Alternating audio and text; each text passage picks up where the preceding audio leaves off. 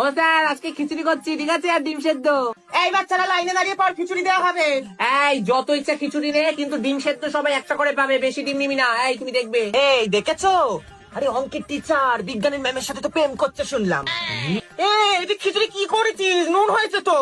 এই বললেই হলো নাকি? আমি চেখে দেখেছি, নুন লাগলো না তো। না এবার বাচ্চারা কি খাবে আমাকে বল। এই, আমার কি দাও, আমি চাখলাম তো, কই দেখি। এই ঝটপট টিফিন বক্স দে। এই তুই আবার মিড ডে মিল নিতে এসছিস? তুই তো 11-এ পড়িস।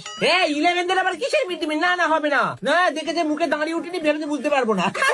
এই হ্যাঁ, চম্পা কিন্তু রোজ কামাই করছে, আমি কিন্তু হেড স্যারের কাছে কমপ্লেন করবো। না, ওকে কাছ থেকে সারাতে হবে। হ্যাঁ, এই এত খিচুড়ি বাচ্চার জন্য আমি করতে পারি একা? হ্যাঁ বল দেখিনি। এই যা যা টিফিন বক্স আনি, এখানটায় দাদা এক থালায় ভাত দেবো। দাঁড়া। এই তুই এই নে 5 বার এলি না টিফিন খেতে। বাবা এত কিসের খাবারে তোর? ওইটুকুনি ছেলে যা। ও স্যার আমার ডিম খাবেন? না মানে ডিম করেছি, খাবেন? এই ডিম কম তো, তুই এবার স্যারকে নিয়ে যেতে বলছিস? আমরা ও। বাড়ি নিয়ে যাবো না?